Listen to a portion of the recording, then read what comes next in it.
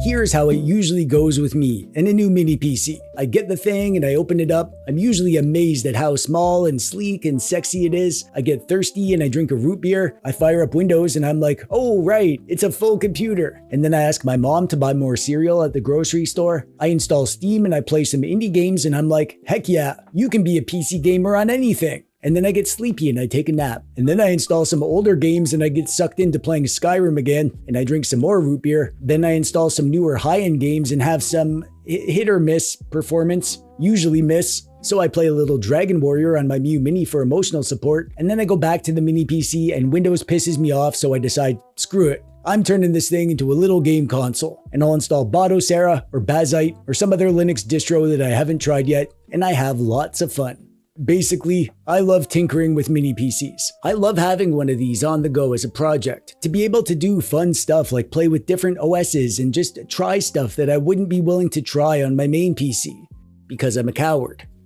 The mini PC that I'm going to be tinkering with today is the GEEKOM A5 Pro 2026 edition. I've reviewed a few of GEEKOM's mini PCs and I've always been impressed at the quality. This one isn't a monster. It's kind of like a mid-range mini PC, so I'm not expecting crazy over-the-top end gaming performance or whatever, but we'll give it a chance to show us what it can do. This bad boy is rocking the Ryzen 5 7530U chip. We get 16 gigabytes of DDR4 RAM. It has a 1 terabyte NVMe SSD, not bad. And we get Wi-Fi 6, Bluetooth 5.2. It comes with Windows 11 Pro. It looks like this, and it smells like this. One thing I wanted to point out, this Steam logo. I figured that since I was turning this into a little mini Steam machine, I should put a logo on there. Usually I'll have my mom make me a sticker with her Cricut, but this logo here, I 3D printed this. Yeah, I have a 3D printer now. This Elgu Centauri Carbon 2. I'll have a video about this really soon. I'm still learning how it works, but I'm excited that I can make fun accessories for my handhelds and decorations like this. This video today isn't going to be showing you anything complex at all. A very basic walkthrough, really. I just want to show you how easy it is to just get a mini PC, install a gaming-focused operating system on it, and then just be off to the races with your own little mini Steam machine or retro machine or whatever you want to play on it. The version of SteamOS that I'm going to be showing you today is called ChimeraOS, or I guess this would technically be a SteamOS derivative. I know lots of people don't like it when I call it SteamOS, but I don't care. I'm calling it SteamOS for the rest of the video. There's other SteamOS options out there. I've shown off Bazite many times, and there's CatchyOS. That one's pretty popular. And the official SteamOS, that's an option. And there's a few other options out there too. The reason I'm going with ChimeraOS is actually 3 reasons. One is that this is a home game console type setup, which is what ChimeraOS is made for. 2, ChimeraOS is a simple, straightforward, easy-to-use system. You miss out on some of the complexity and customizability of something like Bazite and CatchyOS, but you gain a zero-maintenance console gaming experience. And that's perfect for me because this is going to be a game console, not a computer. And 3, I just want something different. Bazite gets lots of love, and for good reason, but I feel like ChimeraOS is great in its own way and it deserves more exposure than it gets. And there's some really cool stuff you get with Chimera that I'm excited to show you. And you might even prefer it for your setup, depending on what you prefer, obviously.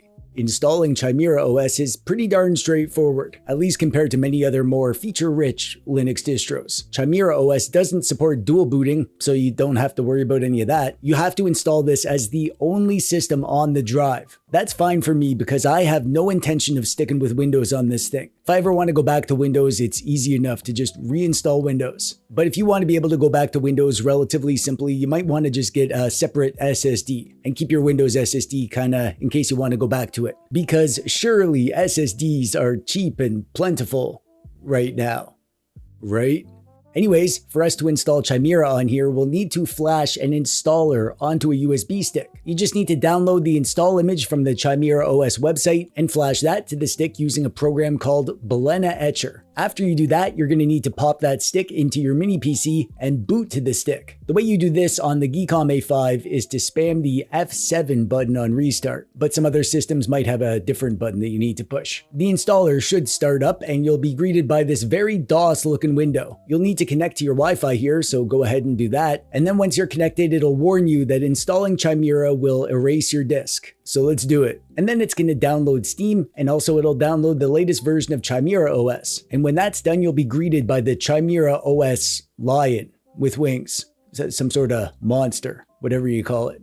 That'll download some final configs, and then you'll be taken to the Steam setup. Go through that, and then you'll be able to sign into your Steam account. I use the QR code with the Authenticator app, and then it'll connect, and you're in ChimeraOS. One last thing though, you're gonna wanna open up the Steam settings and check for any SteamOS updates. I did have an update, and I went ahead and did it. And then, boom, just like that, we're ready to use our little mini Steam machine. Nice.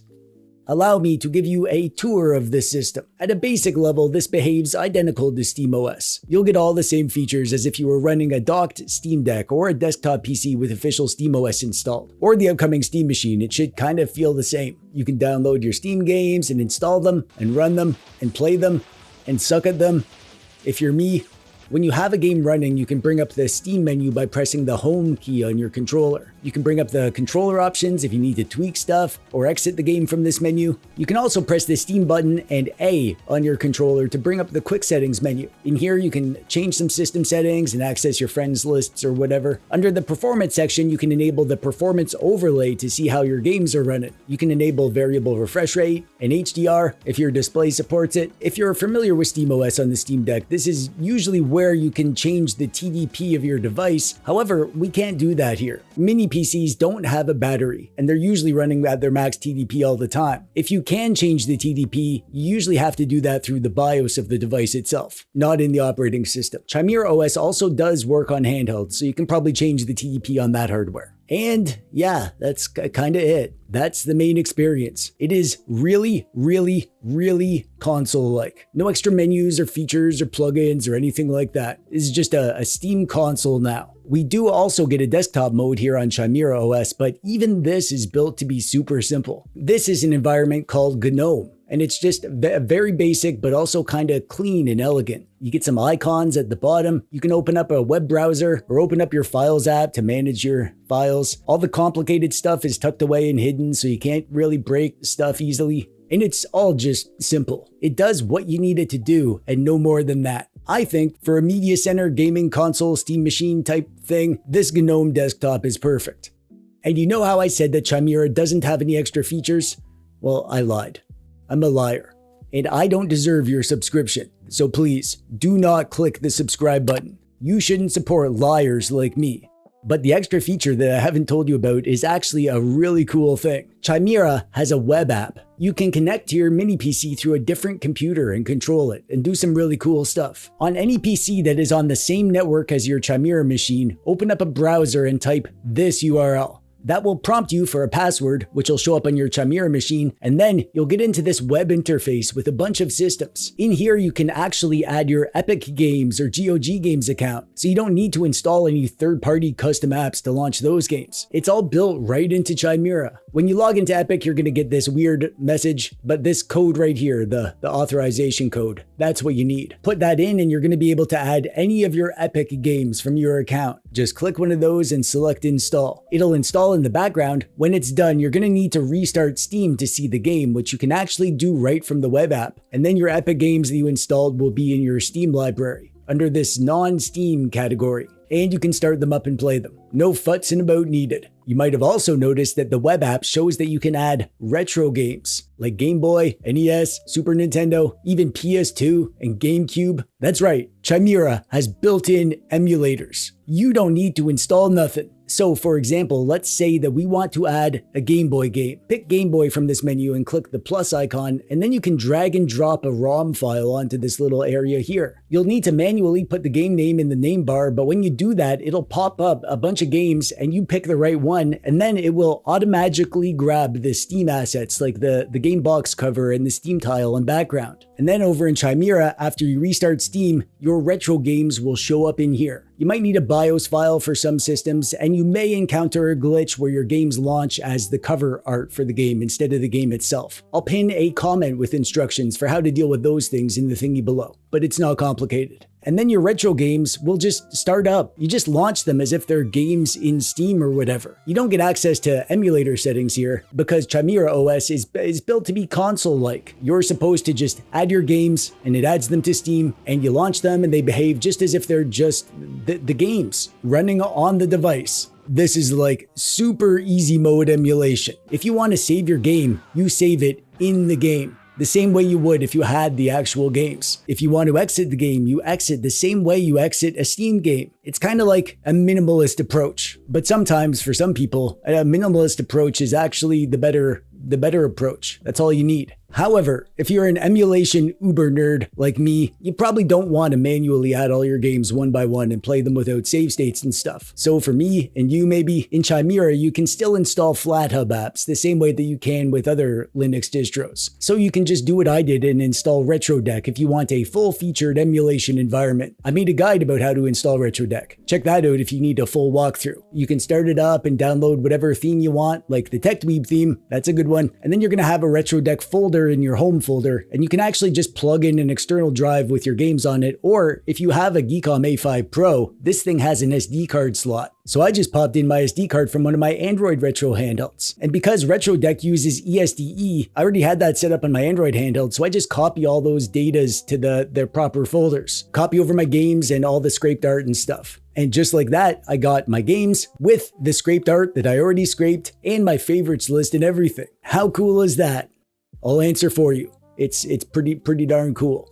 So RetroDeck is what you're going to want to use if you want advanced emulation features like fast forward and save states and shaders and more advanced emulators. Or you can use Chimera's built-in emulator stuff for the easy minimalist approach. Both ways are amazing in their own way. And neither way is not amazing in no way but the worst best way, if that makes sense.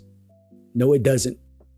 And I wanted to finish off this video by quickly talking about the performance of this GEEKOM A5 Pro. This thing is currently going for $570 through the GEEKOM website. Ordinarily, I'd say that's pretty expensive for the performance you get, but now that the whole mini PC landscape has been turned upside down, nothing makes sense anymore. The industry and prices, it's all over the place. All my old intuitions have kind of been thrown out the window. I'll leave that up for you to decide, but I'll show you how it does regardless. When it comes to AAA games, you won't have a great time. In Shadow of the Tomb Raider, I had to go down to the low settings and the lowest resolution scale. It didn't look great, and it was just barely playable, struggling to maintain 30 FPS. I would play like this if I had no other way, but I think lots of people wouldn't bother. I think it's the slow RAM holding us back, but whatever the reason, it is not an ideal way to play. So when it comes to AAA games, there's always a sacrifice. Some games did run better, but it was kind of hit or miss. But that doesn't mean you can't game on this thing though. I had an amazing time loading up this drive with indie games. Even the more demanding indie games will be no problem at all. And you can fit a freaking ton of indies on a 1TB drive. Also, for older games, like Xbox 360 era games, you should have no problem at all. Even the modern remakes like Red Dead Redemption were running fine. If you stick to playing like 10-year-old stuff or older, or stick to lower settings with newer stuff, you should be doing alright. And for retro games, I mean, obviously it depends on the emulators and stuff, but if you stick to Chimera's built-in emulation stuff, you're going to be maxing out at PS2 and GameCube, and that stuff runs just fine here.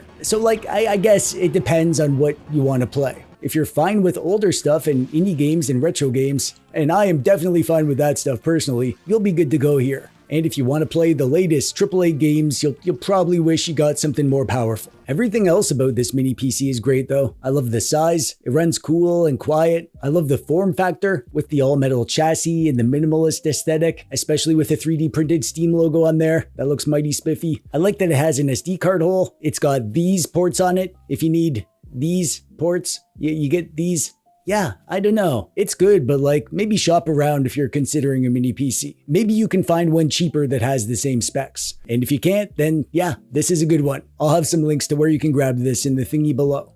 Anyways, that's all I really wanted to show you today. A little tour of my super easy minimalist Steam machine retro console thing. I had a great time tinkering with ChimeraOS. Getting that up and running was so dang quick and easy, and it's just so basic, which is what you want from a home console operating system, right? You don't need a million features and menus and all this complexity for you to break. You need something simple, that's easy to install, quick to set up, and it stays out of your way so you can just enjoy your games. Both PC games and retro games, it's all easy. That's what you get with ChimeraOS. Bazzite and other SteamOS Linux distros get lots of love, and I just wanted to give Chimera some attention because it really is neat. It's neat how well it works and how true they stayed to their mission of keeping things simple.